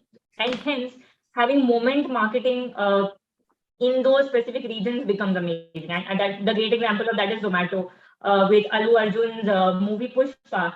They immediately onboarded Allu Arjun. I know it's not like the influencer and short video platform, but the ability to, in such manner, be very involved in the local nuance, theme, scenes, which people in different parts of the country might not have a view on, but it will be huge in that region, becomes amazing. And then the third part is, of course, the ability for you to really romanticize the product. For example, we are very focused on who are the people that will be the influencers for us. So we really need, for example, for me, hair removal is something that I need to romance. It's not something easy for me to romance on like a woman applying something and taking it out. So it's a whole balance of that. So how to make that aesthetics align to the platform, to the brand, and still, bring that ROI is a very nuanced balance. I think the drawbacks of that, on the other hand, are that you really don't know the impact of influencers for quite some time, right? Because an influencer ecosystem could impact in multiple ways. They could look at you on the feed, they'll forget about it. It's like IPL mein dekha bhul gaya. फिर हो सकता है 2 weeks later they see some other ad and then they might go to your website. So you will never really be able to attribute outcomes. So that's why the internal struggle that I always face is this, right? An ambassador, right? Well, we do have an ambassador. It's like for the women's business and for the men's business Ashwin. It's always a balance as to ये भी है, and then there's this whole influencer network जिसका attribution is difficult because of the way now data is consumed. So I think these are two, and then the third part is now the whole like tags on partnerships, collaboration, etc. They've made the influencer cause also very celebrity-like. Or even though the influencer might really believe in the brand, might really love the brand, but that's their bread and butter, right? So they will not, beyond a particular point, do something for a brand for free. They'd rather create their own content. So that nuance, I think that has somewhere reduced, at least in my head, the potential efficacy of what this short form video can potentially do for a brand. Siddha, I have a very, very strong point of view on this attribution, right? A large part of why the attribution is not happening in the influencer ecosystems is two reasons, right? One is media agencies, and the second is the creators themselves, right? If I promise you, I love numbers. Right? I have a beautiful Excel sheet which I promise to never share on this platform, but that Excel sheet actually mathematically proved what an influencer should get paid, right? And the complexity of the formula I did, right? All influencers will come after me with a knife, right? So today I have obviously pissed off political people. Now I've pissed off influencers, but really the attribution ability, right? And if you look at the attribution ability of the way that the West and very strangely the way China is actually adapting it, exactly. Right? Yeah. Attribution is beautifully part of ecosystems, right? And also as Indians and as the people who are running this data world in the digital economy as we love the silos. The silos equals lesser information. The silos equals lesser accountability, right? And as soon as you are out there to change the game and to put this ROI metric in the middle of the conversation, offline, I will tell you what has happened over the last 2 weeks about just the IPL and us trying to disrupt that sort of a model and how you get backdoor shut down. But I think attribution is also a collective responsibility that we all as an ecosystem need to chase, right? I can't go. I run an influencer agency. I mean, Gunjan runs an influencer agency. Sahil works like I'm sure he has an influencer program that he's running, right? If all three of us don't go with the same plan, right? How are you able to give this metric and the other person is not able to give this metric, right? And innately we don't trust until the whole world is doing it. So for us to be able to do this attribution is possible, but the attribution has to happen from the entire ecosystem, or the need for the attribution has to happen from the entire ecosystem, right? I remember back in the day when they were trying to link video views on digital to TRPs, right? There was a whole 2 years that all media agencies in this country spent trying to make a TRP equivalent plan to digital video buying, right? And I want to take a gun and shoot myself in the head, but I thought I'd much rather take the gun and shoot other people. Now I'm going to get killed by them also. So anyway, still trying to do that. You are still trying to do that.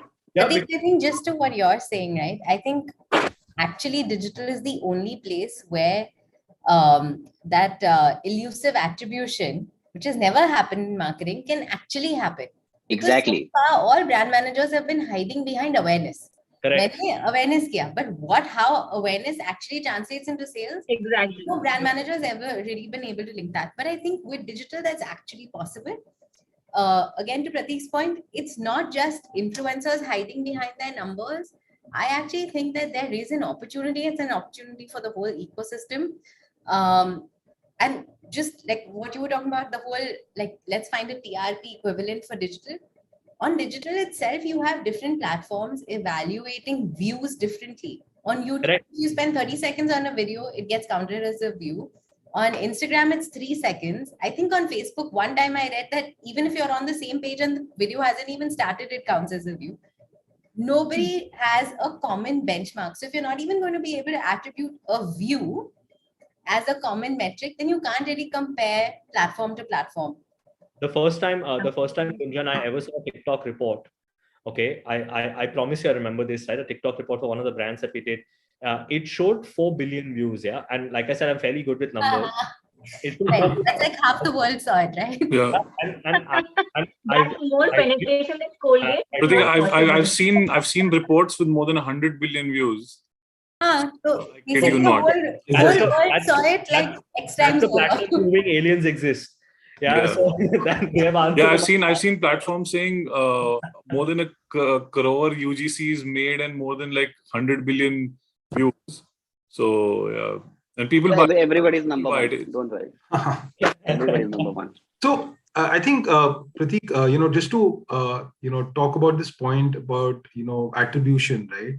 I think the bigger challenge in the digital platform space is that, see, everybody's a walled garden, right? There's a Facebook not sharing data with Google, Google not sharing data with others. So what's happening at the end of the day is that there are you have different platforms attributing differently, right? Like what Gunjan said, right? That at the end of the day, definition for a view for Facebook, for Google, for YouTube, for other platforms is very, very different, right? But at the end of the day, I think when we talk about content creator attribution versus the platform attribution, right? So there are two things, right? Today, a content creator on YouTube and a content creator or a short form video app, right, would have different attribution, outcomes, right? In the sense that at the end of the day, if you look at, say, the likes of, Josh, I'll give you an example, right? We ran a campaign with Badshah, right? Where we got these creators, which were local creators. And one of this creator actually was, had more following, locally than what Badshah could actually have, right? In the sense that, and both were on the same platform. So outcomes are very, very important, I think, and we have to see from a lens of a particular platform per se, because today television would have, one matrix, right? That this is what everybody needs to follow, and we know what's happened with the likes of Republic, etc. But at the end of the day, how do we, create that entire ecosystem to come together? I think that's a bigger discussion that we as marketers and digital folks need to have. I think that's my. Just to add to what Nakul is saying, and Sahil, I'd like for you to address this, right? Is that we talk of social commerce, right? And we talk about social commerce as being commerce for the social media platforms that we are building across the board, right? But it's actually social commerce on Josh. I agree. Social commerce on Instagram. Fully social agree. Commerce on Facebook. Then you're asking, what the hell is Google doing on a social commerce point of view, right? It is not social commerce as much as it is platform commerce, right? And therefore, if I am Anupam, or if I am Kirtiman and I'm sitting on the other side of the fence, I'm like, boss, meko Josh will give me another separate attribution. Instagram will give me a separate attribution. Facebook, even though Facebook and Instagram part of the same family, both of them will give me a separate attribution, right? YouTube aayega tab aayega. And now I have to look at my own social commerce platforms as well as to what I'm doing from a D2C side point of view, right? As an agency person, Sahil, I know you and I both face this question every day, right? What is my ROI going to be on e-commerce channel 1 versus e-commerce channel 2? And now we're coming down to social commerce channel 1 and social commerce channel 2. Right? What do you think that we as an ecosystem need to do to drive this Gen Z who's obviously getting massively impressed by the kind of content these content creators are creating? How do we take them down the funnel, and how do we report it back to Siddha, man? She's really concerned about this. So So Prateek, great question. In fact, I really differ when people talk about ecosystems and fraternities and together we've got to solve for. I really think it's not going to be, and especially on digital, it's not going to be one size fits all. In fact, brands are behaving very, very differently with different kinds of objectives on digital, right? So I don't think there is a clear answer to solving for through attribution for all brands put together on every platform. So that's one. Second, we get this question a lot, man, and the only way to answer it is through actually sit down and go through the details of what the brand is wanting to do in the space, and how do we sort of then join the dots and build a custom attribution model. So I mean, at What Consult, we've done this for many brands, where we've made sure that end-to-end listening, right from listening to content to actually tracking to actually reporting and therefore driving insights, is being done for a brand in a very customized way possible, which is very different from brand B. For example, a Tata Motors in the automobile segment will be very different from an ICICI Lombard, which will, have a very different set of TG cut to, what a Bombay shaving company would have. So it's not really one size fits all. And yeah, we're all looking for answers for sure. No, and for me, right, like, what this continues to bring to the fore, right, is that this Gen Z, more importantly, right, and I come back to the Gen Z, right, like it's a very different generation, right? Like, I think the millennials, and I'm going to make a guess over here that most of us are millennials, but we were the in-betweeners. Yeah, we've seen the slow life, we've seen the value of the television channel, or the television being not attributed, I will not use the word over here, but television being allowed for you to be seen, right? Versus the one television home that India often spoke about became a 5 television home just because you had a mobile phone in your hand, right? They had their own lives, they have their own journey. A large part of it, with Web3 coming into the fore, the generation that we are in, the early parts of the generation that we are in from a millennial point of view, will not understand a large part of this transformation. We're almost sitting, we're sitting at the start of the digital age primarily, right? But the digital age is going to grow much faster than the industrial age did, right? So the gaps that we are going to be creating between these generations are going to be much larger than what they were before. You could often associate with what your parents were thinking, why they were thinking, what their context is. I feel that the context is going to get lost as the generations keep growing, right? Like, I now see 1-year-olds and 2-year-olds shilling on YouTube better than my grandmother is, right? And she has fully grown cognitive skills, and this child is just pinging and knows exactly what to do and how to do it. Why do you think this generation is so hooked on to this, this boredom economy that Siddha spoke about? Why do you think they're there? And what do we, as an entire ecosystem of brands, of content creators, of everybody, what do we need to do to capture their attention and hopefully singularly move them this funnel of attribution, so that with whatever content we're generating on these platforms to entertain them, to basically influence them in whatever way that we would like for them to do, leads to that consumerism moment that we're all sitting at the center of, right? So what, in each one of you, right, what are you doing to enable this ecosystem, and what do you think of the Gen Z? I have a 1-hour conversation with anybody who feels like having this afterwards, but yeah, what do you think of Gen Z, and what are all of us doing to enable this movement to happen? So I think the shift, what we've seen is, we being born as millennials, we this innate trust that if somebody or some brand or some influencer said something, we believe that. Now Gen Z is coming in, and that was essentially because we didn't have a lot of access to that information back then. Now the Gen Zs have that in the palm of their hand. They've got a phone, and they can question everything, and they do question everything. So with that ability, they're asking why if a brand is saying something, they're questioning that. Correct. And us as marketers, we need to be aware. So we can't just say that buy this brand or buy this product because this is the best. We need to relate to them. We need to talk about the larger purpose as well, which that brand or that problem is that brand is solving. So as if I talk about Dettol, I just can't go to them and say, just buy Dettol and wash hands.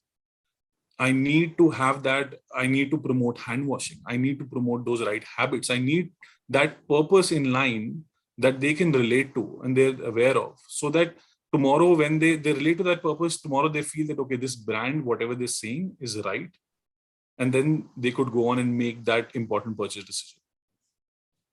So basically the brand has to walk towards them and not them walking towards us, because they have so much more choice and they want you to be a better brand than what we expected brands to be, right? Like we took brands for granted in that sense.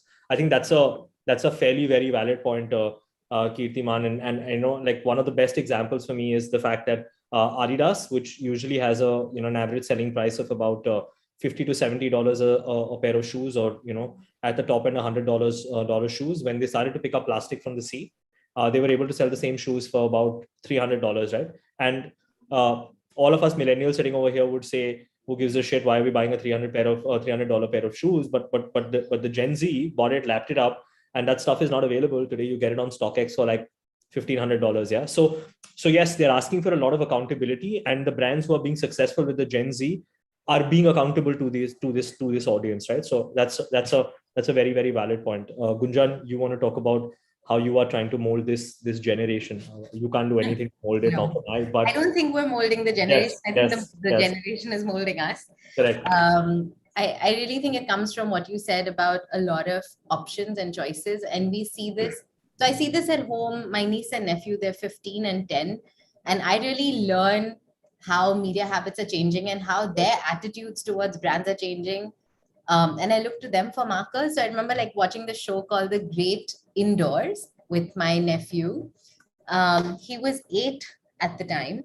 And it's a show about this magazine publication house. It's a bit like 30 Rock or any of those shows that are set inside media offices. And they publish a magazine called The Great Outdoors. But the irony is that they've run out of money. They can't send journalists out in the wild.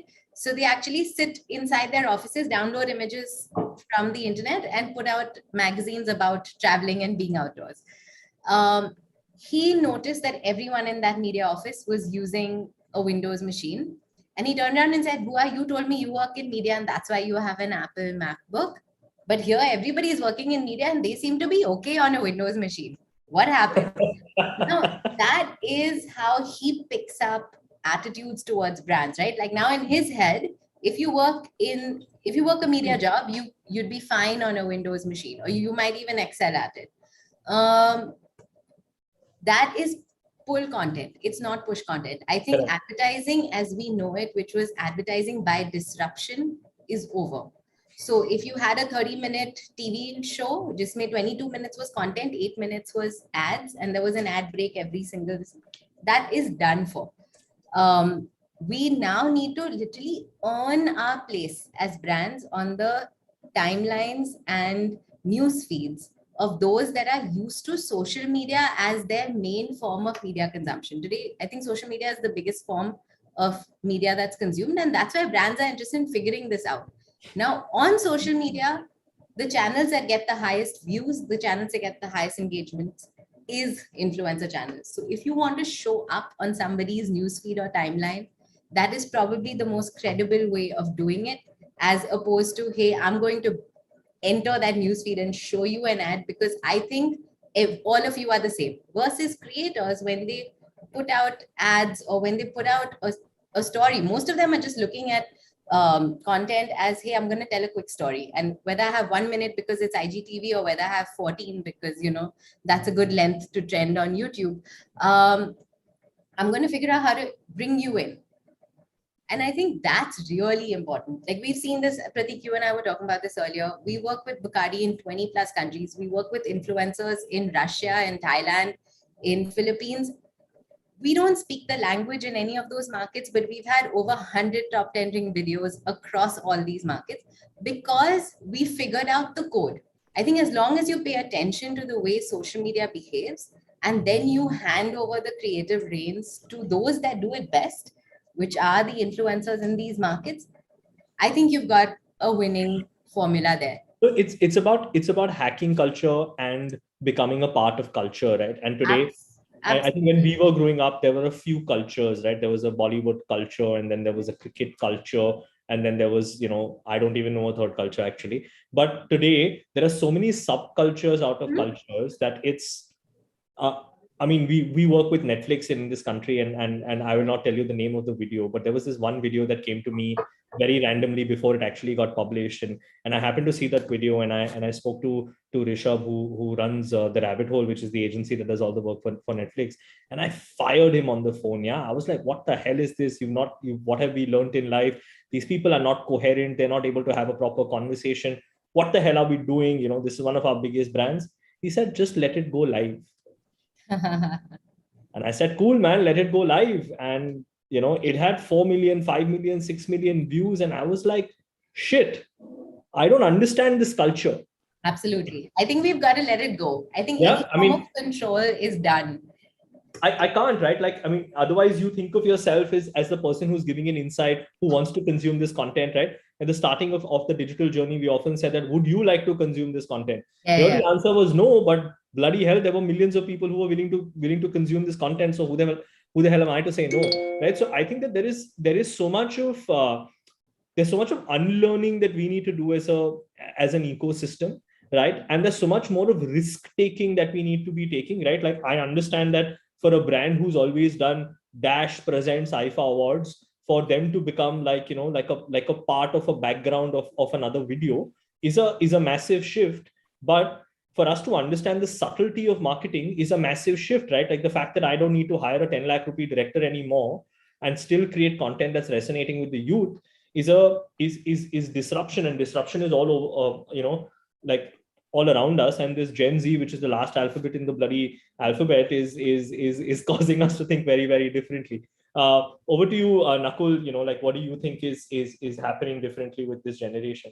I think as everybody said that, right? I think brands are discovering purpose, right? It's purpose driven, marketing strategies that everybody is trying to figure out. I think the big part, I think Gen Z is, if you look at even music, right?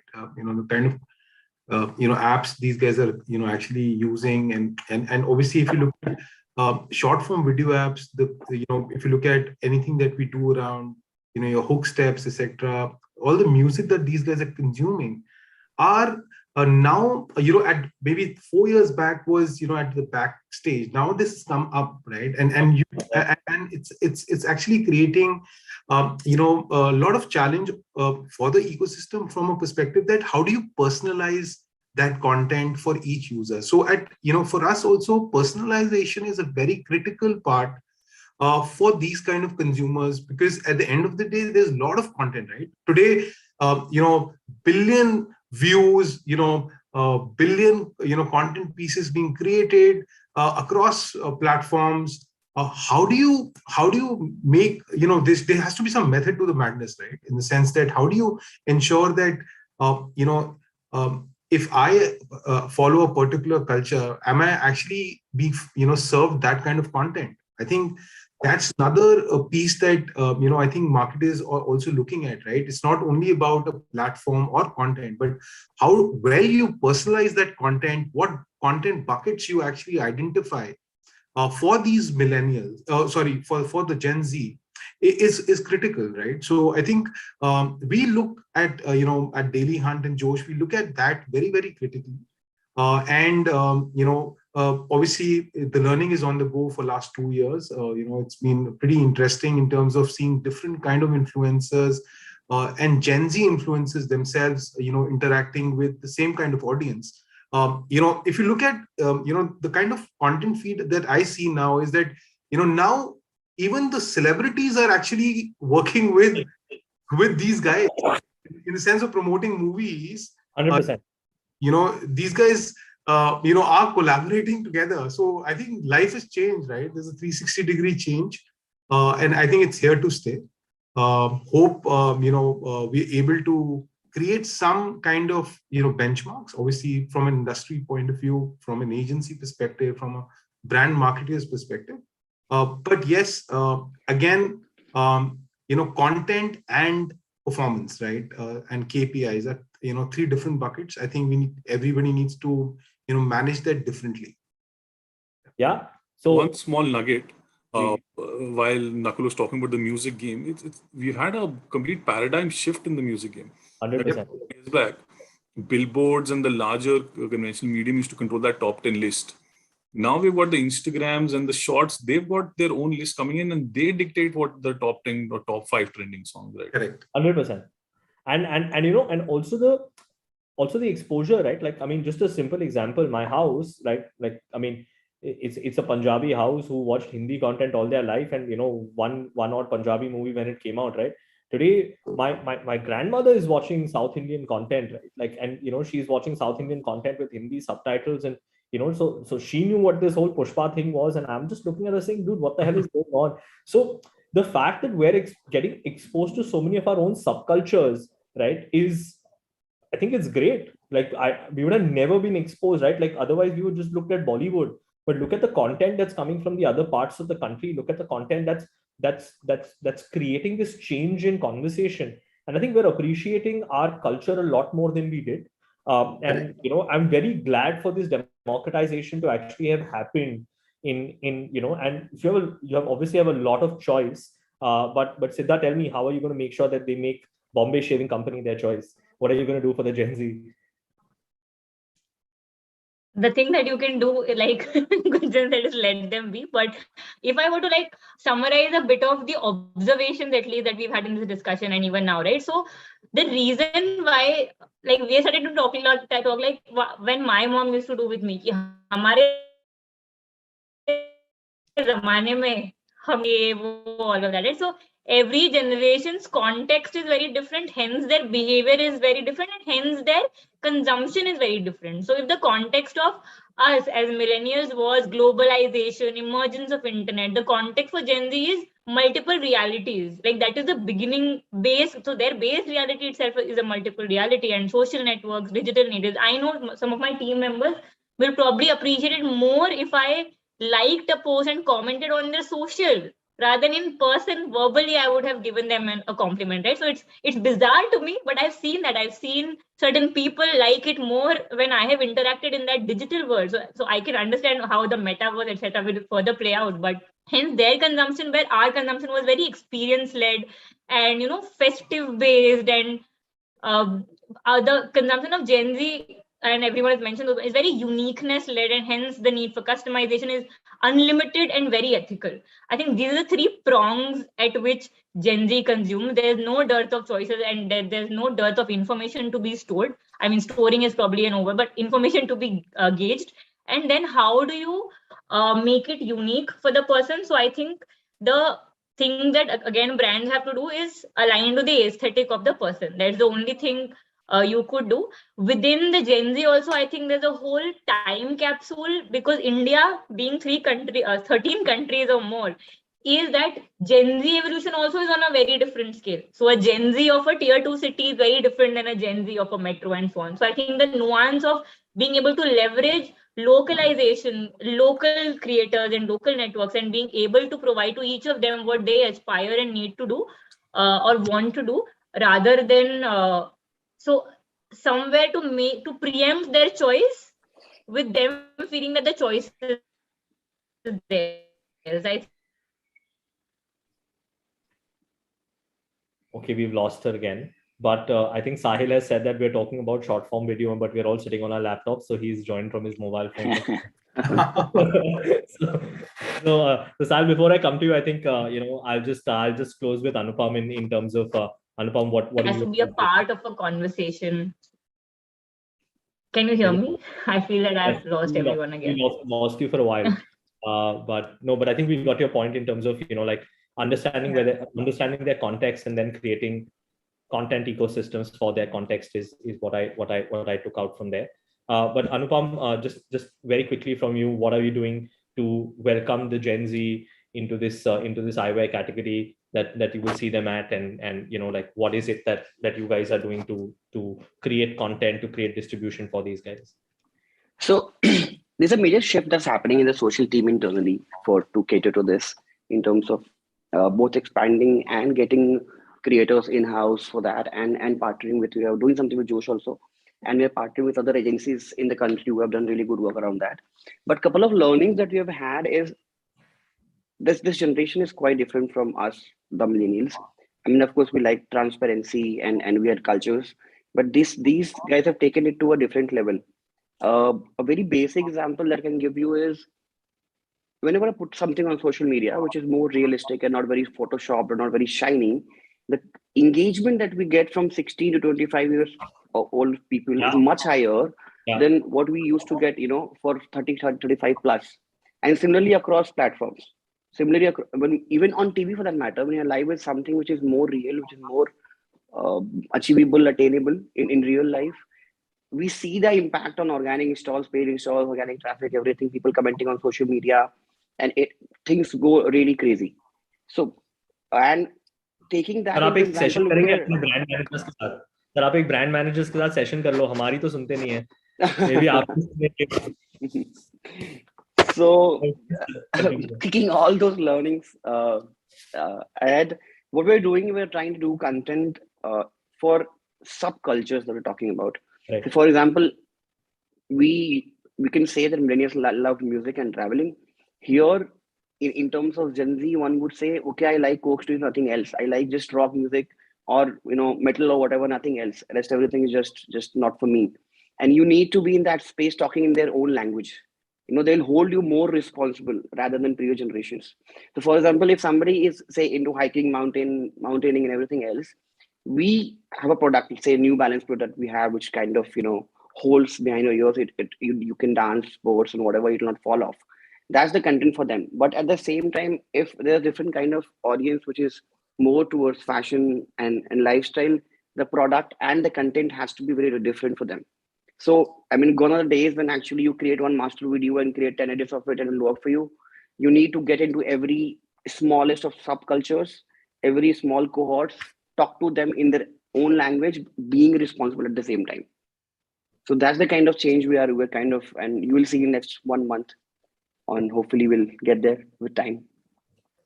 Should be NFT this moment, sorry. I need to understand. I'll call you for that offline. Yes, please.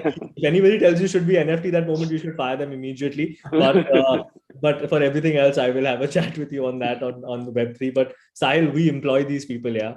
We employ. Yeah, I know what you mean. We know what we've had to do to change the way that we that we look at things. Siddha said this. I once went and told a person, "Hey, great job." He told me that, can you go to my LinkedIn skills and actually put a +1 over there. I was confused out of my brains, right? I didn't know what we've always been taught to, go appreciate a person in person, but here we are. This is the generation we're dealing with. What are we doing as agency people to to change this shift? I think, I mean, Prateek, I think everybody's pretty much said from a today's point of view. I want to cover a little bit, if you allow me to, as to what we agency folks are doing, which is, let's say, 2 to 3 to 5 years down the line, and to my mind, right now, we're obviously living in a real physical world. We're existing also in a digital world, for sure, increasingly so, and the shift that's going to possibly happen, and where we are going to. Sorry. Did you lose me there? Hello? I thought you will come back in a suit now. I thought you were making content. Yeah. And you say now, let's get to the good part and then. No, so I was speaking about the virtual world. Sorry, it's just my machine that's cracking up and I'm on my phone. So I was talking about the virtual world and what we're entering now. Is literally the virtual world, which is in the Web3 space. Right. And to my mind, the only thing that strikes, besides everything that we all will do, is content. And content is linked to a lot of creators. And the ecosystem in the Web3 space, pretty much in the metaverse and otherwise, is going to move there. while the today is sorted with, what Anupam spoke about or what Siddha spoke about from an influencer marketing, all the collaborations, all the micro edits, all the campaigns that need like 1,000 different line items these days. I think we'll move soon to a world where it's all going to be where we are existing in a virtual world, and funnily enough, content will have a huge role to play with obviously the creator ecosystem. So yeah. Thanks, guys. I think these guys are going to kick us off if we don't stop talking now. Anyways, they're 20 minutes over time. But I think it was a fun session. We obviously spoke about Gen Z and what they're changing. We obviously spoke about short format video and what's happening over there. I think as closing remarks, what I'd say is that both of these are big realities. I think as marketeers, as content creators, as influencer ecosystems, as agencies, we're all coming together to try and bridge both of these with a hope that there's attribution, there is social commerce, there's an ability for us to put a little bit of science to the madness, because our generation likes to put science behind the madness. In 3 years' time, maybe madness is the only way that we work, or science is the only way that we work. But I think we have a good 3-4 years for us to try and bridge that gap in any way that we think is right. But I think together we need to come as a community, as we keep saying this. But Friday night we'll forget this. But hopefully we come together on Monday morning and try and bridge this gap for all of us. And thank you for being here. I think it was great fun, lots of insights and good connecting with some of you who I know before and some of you who I've just gotten to know on this call. So thanks and speak to you soon. Thanks, Prateek. Thank you, guys. Thanks, Prateek. Thanks, Prateek. Lovely interacting. Thanks, Bye. Prateek. Thanks, Dinal. Bye. All right, guys. Thanks, Prateek. Wow, that really was a very interesting discussion indeed. And thank you to all the speakers for joining us today. Well, that brings us to the end of the Indian Digital Brand Fest Summit 2022. And once again, I would like to thank our partners for their tremendous support for the summit. Our presenting partner, Woot, our industry support partner, Interact, a product of GeoHaptic, Josh, and Pixis. This event is produced and executed by ITV 2.0 Productions. On behalf of IndianTelevision.com, I would like to thank all the speakers and viewers for taking out your time to join us today and throughout the summit. We hope you had a fruitful time. Do share your feedback with us. Use the hashtag Digital Brand Fest 2022 in your post and tag our official handles. We can be found at ITV News with a Z on Twitter and Facebook, and IndianTelevision.com on Instagram and LinkedIn. Do follow us on our social media platforms to stay tuned for our upcoming events and webinars. Have a nice evening. Thank you, everyone.